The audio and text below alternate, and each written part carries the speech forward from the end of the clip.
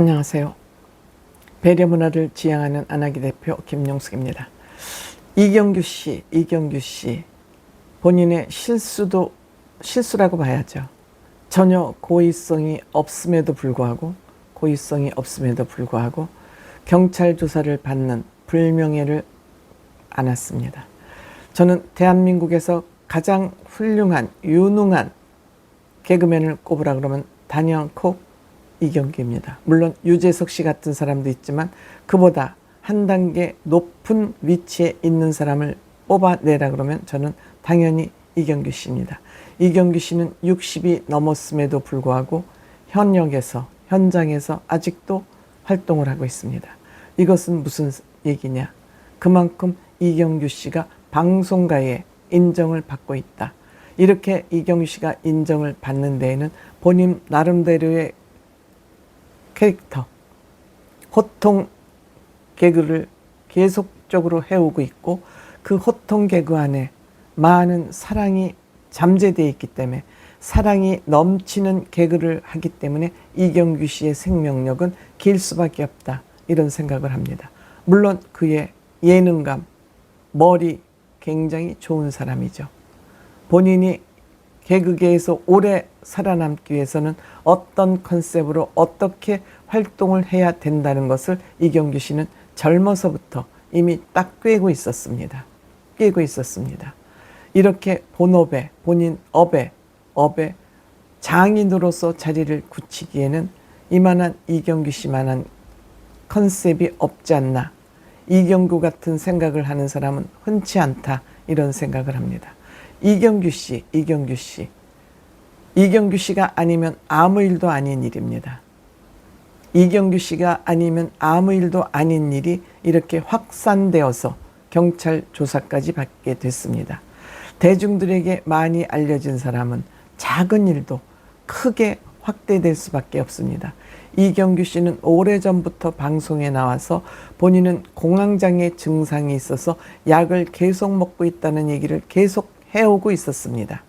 그리고 또한 이경규 씨는 지금 본인이 소속사, 엔터테인먼트 회사를 운영하고 있기도 합니다. 때문에 매니저도 있을 것이고 회사 차도 있을 것이고 그 환경이 본인이 운전을 하지 않아도 되는 환경에 있음에도 불구하고 일일이 기사나 매니저를 대동해서 다니기보다 간단한 운전은 내가 해도 된다고 생각을 하고 주변에 폐를 끼치지 않겠다는 그런 마음으로 간단한 운전을 한 것 같습니다. 골프 연습을 하러 가니까 그거는 사적인 일이니까 굳이 매니저나 기사를 같이 갈 필요가 없다고 생각한 것 같습니다.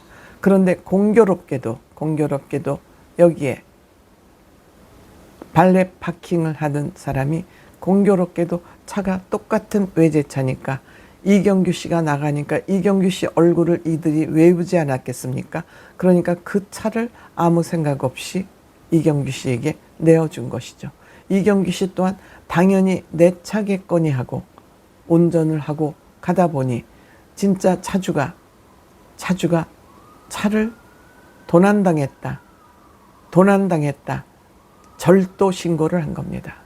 그래서 이경규 씨가 그 차를 가져간 사실을 알고 경찰이 출동했죠. 도난 신고를 하니까 경찰이 출동할 수밖에 없지 않습니까? 그래서 경찰이 출동해서 이 남의 차를 타고 가는 것부터도 좀 이상하지 않나 해서 음주 측정은 당연히 음성으로 나왔고 약물 측정을 해보니까 간이 검사에서 양성으로 나왔기 때문에 이경규 씨가 입건이 된 것이죠.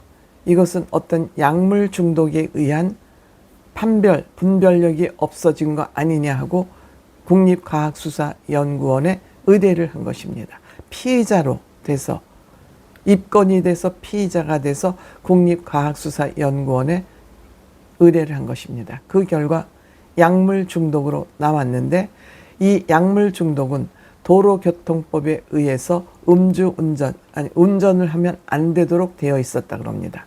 그래서 경찰에서도 이경규 씨를 조사한 후 아마 검찰에 송치를 할 예정인 것 같습니다. 본인은 분명히 의사 처방에 의해서 이 약물을 복용하고 있었던 것이 맞고 물론 국립과학수사연구소에서 그 어떤 약물에 중독되었는지 그것은 아마 나올 것입니다.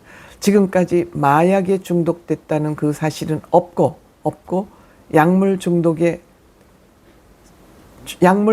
있다는 양성 판정은 받았기 때문에 이것이 인지 능력을 저하시킨 것이냐, 운전을 못할 만큼 인지 능력을 저하시키는 약물이냐에 대한 것은 조금 더 섬세한 자세한 분석 결과가 나와야 될 것 같습니다.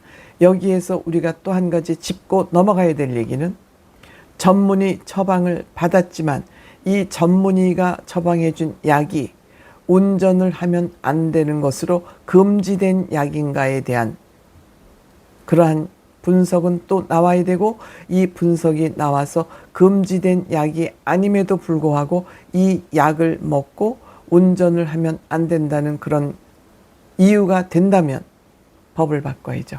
법을 바꾼다기보다 법을 좀 촘촘하게 보완을 해야죠. 개정을 해야죠. 이런 애매한 법 때문에, 구멍이 숭숭 뚫려 있는 법 때문에 애매한 피해자가 나올 수도 있다고 생각이 됩니다. 의사가 처방해준 음주운전은 그냥 무슨 술을 먹던 음주운전 수치가 나오면은 거기에 대한 처벌이 가능하지만, 이 약물 복용의 경우에는 물론 마약은 당연히 안 되지만 처벌을 받지만, 이렇게 치료약으로 먹어서 약물 중독이 된 경우, 약물 복용을 한 경우, 이것도 과연 처벌을 받을 만한 그런 기준이 되는지는 우리가 이번 기회에 이경규 씨 이런 사건을 계기로 좀 더 법을 촘촘하게 만들어서 억울한 사람이 없도록 하는 것이 필요하지 않나. 최근 한국에는 정신과 치료를 받는 분들이 의외로 많습니다.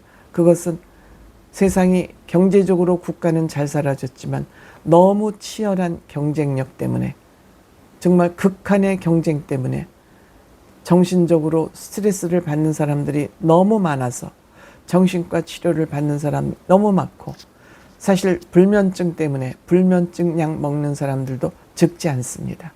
이런 모든 것이 약물 중독으로 볼 수 있기 때문에 이런 부분에 대해서도 지금 스트레스를 너무 많이 받고 정신과 치료를 받는 사람이 너무 많기 때문에 이번 기회에 좀 법망을 촘촘히 만들 필요가 있다. 저는 이런 또 생각을 해보게 됩니다.